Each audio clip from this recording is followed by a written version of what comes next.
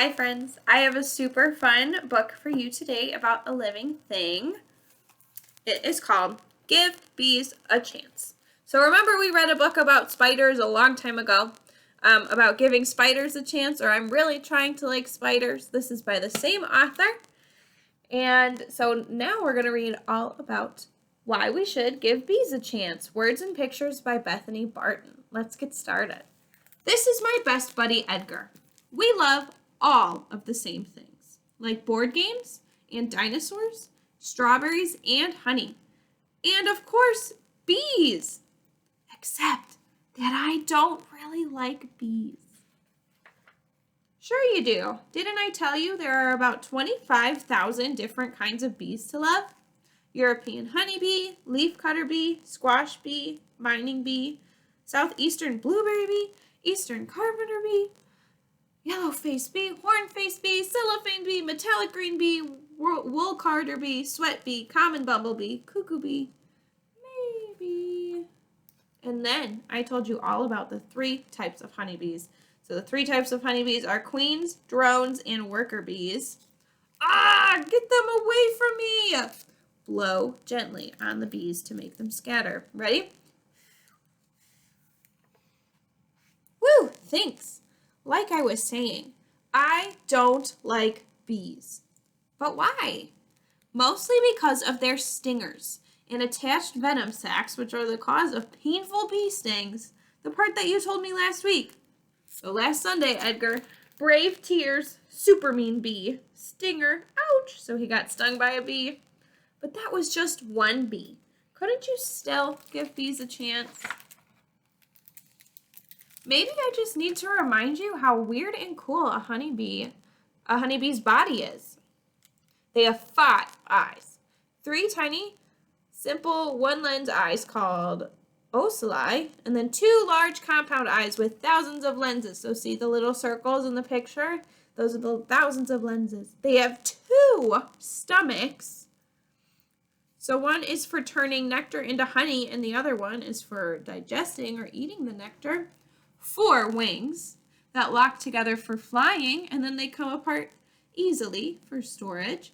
6 legs, complete with pollen basket, an area on the hind legs that can store almost 1 million grains of pollen. And then their stinger. Ouch! Maybe you just need some time to get to know them. How about millions of years? You know, bees lived with the dinosaurs. Scientists have found bee fossils from millions of years ago, and even ancient Egyptians kept bees. In fact, honey from bees was found in Egyptian tombs, and it was still edible. Edible is a fancy word for being able to still eat something that it's still good to eat. Ooh, honey! Perfect.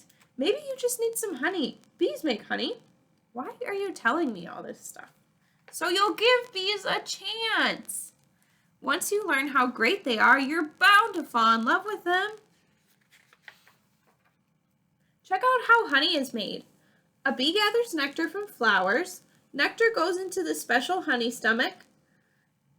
Contents of the honey stomach, or the crop, are spit up into a new bee's mouth. The new bee breaks down the sugars of the nectar in their own honey stomach. Then the nectar is passed to several other bees who also break it down until eventually it becomes honey.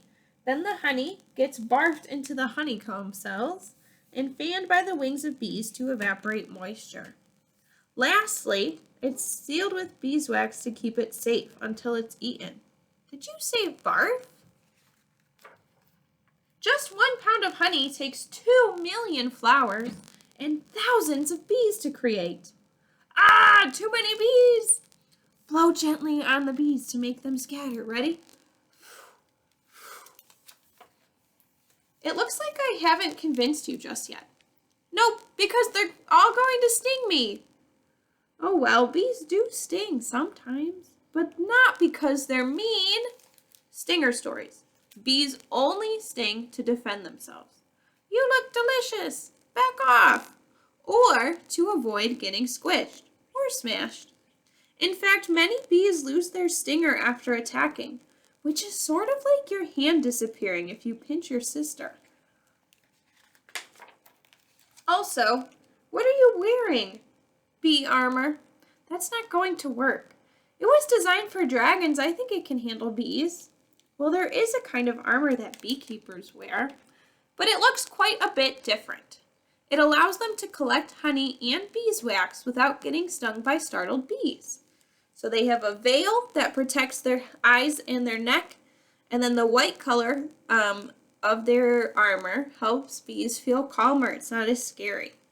Then they also they cover their skin with their suit so that they don't get stung. And then they pull the beehive frame out of the hive box right there so they can get the honey. You know, I love honey, but I'd be willing to give it up forever to never see a bee again.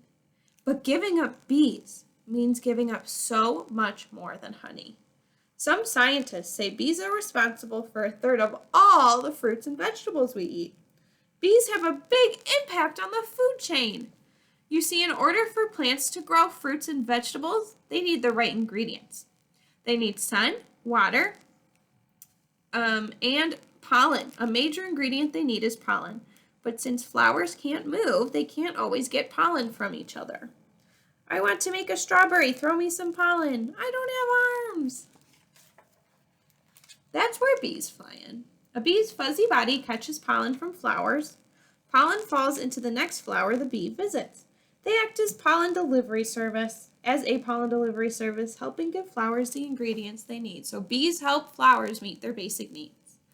A single bee can visit over 1,000 flowers a day, making bee pollination powers unparalleled, which means without bees, there'd be a lot less yummy stuff to eat.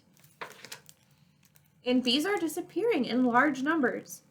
Bees actually need our help. Okay, I take it back. I don't want bees gone. I even want to sort of help them, as long as they don't sting me.